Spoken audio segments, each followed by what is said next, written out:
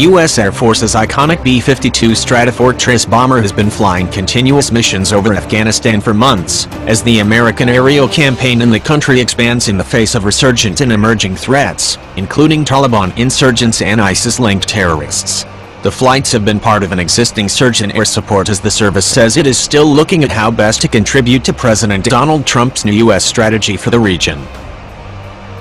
Since March 2017, the B-52s, or Buffs, have dropped more than 800 individual weapons on Taliban, Al-Qaeda, and ISIS-K targets in support of U.S. forces in a NATO-led coalition, U.S. Air Force's Central Command or AFCENT, the top Air Force command for operations in the Middle East and Central Asia, told the War Zone in an email.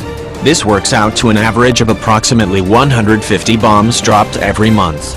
ISIS-K, or ISIS-Khorasan, is the terrorist group's franchise in Afghanistan, which first appeared in January 2015. The bombers had already been striking at the main body of the organization in Iraq and Syria from Al Udeid Air Base in Qatar since April 2016.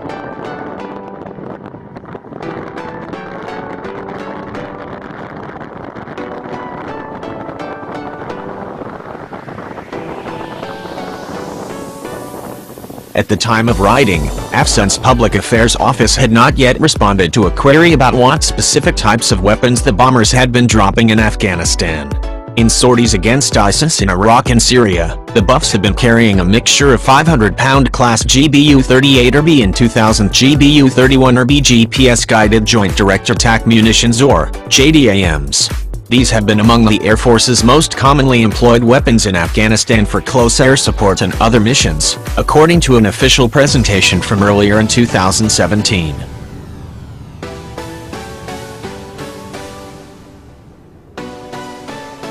In addition to directly attacking targets, the aircraft can provide limited surveillance capabilities thanks to the infrared camera in its Sniper Advanced Targeting Pod. The bombers can drop inert bombs full of propaganda leaflets to help with psychological warfare missions, as well. Regardless of the particular weapons they've employed, the aging B-52s have been able to use their large bomb load, long range, and ability to orbit the battlefield for extended periods, even when flying all the way from Qatar, to their advantage over Afghanistan. The bombers have reportedly carried as many as 30 bombs, which would require the use of upgrades to their bomb base that allows the aircraft to carry precision-guided munitions internally. In essence, if we had 30 targets, we could hit 30 targets, U.S. Air Force Major General James Hecker, who runs the coalition air war in Afghanistan, told Air Force magazine in an interview earlier in 2017. It gives us a fairly large capability. Still, the distance, along with a lack of tankers situated within or in the immediate vicinity of the country, does impact the regularity of these operations. As of June 2017, the bombers were flying an average of just one mission a week, according to Air Force magazine. This hasn't prevented the Buffs from contributing to the most intensive month of U.S. airstrikes in Afghanistan in 5 years. In August 2017, American aircraft released more than 500 weapons in total over the country, according to official statistics. This was the most since August 2012, when the figure reached almost 600. After a sharp decline following the transition of the NATO-led mission from combat to advisory functions in January 2015, these numbers have been steadily rising since earlier in 2017. The increase does coincide with the reappearance of the B-52s over Afghanistan, but it is unclear just how significant the appearance of the bombers has been to the overall operation. This broad optic also included the first-ever combat drop of the so-called mother of all bombs on ISIS-K fighters in April 2017. Beyond their large payloads and other capabilities, the lumbering Buffs may have intangible benefits, as well, having been an important component of the U.S. military's early operations in Afghanistan starting after the 9/11 terrorist attacks.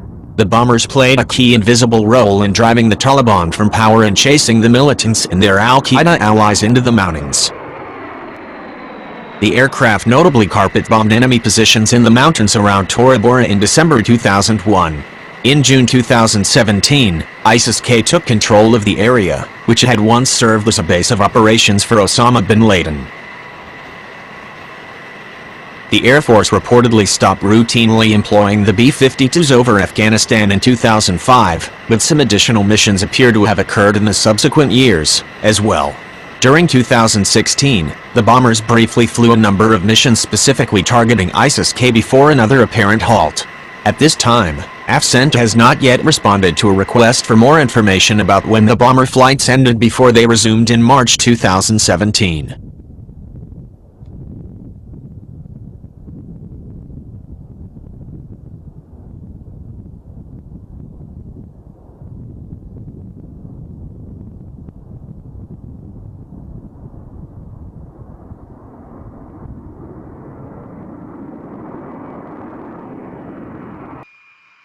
In addition, the sporadic nature of the new mission seems to have led to some additional confusion about their present use in the country.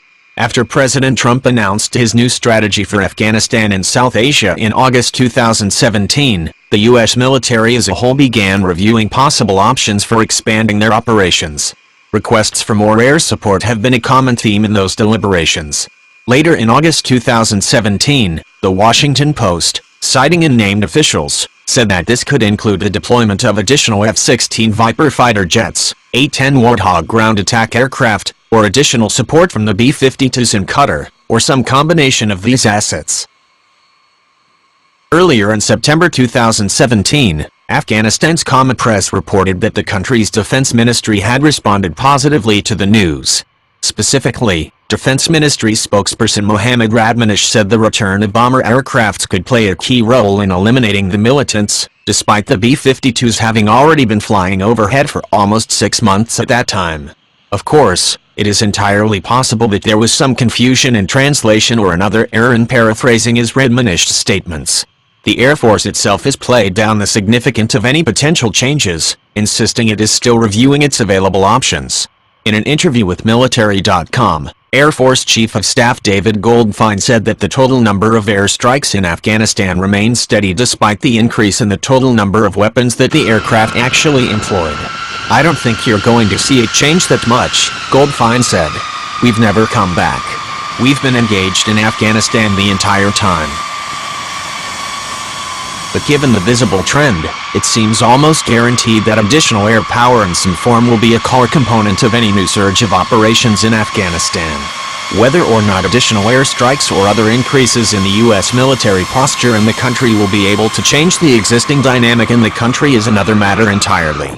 While serving as the top intelligence officer for the NATO-led coalition and U.S. forces in Afghanistan, U.S. Army Major General Mark Quantock once used the term Afghan condition to describe circumstances in Afghanistan culture that restrict or limit their progress, according to a Department of Defense Inspector General report we obtained via the Freedom of Information Act.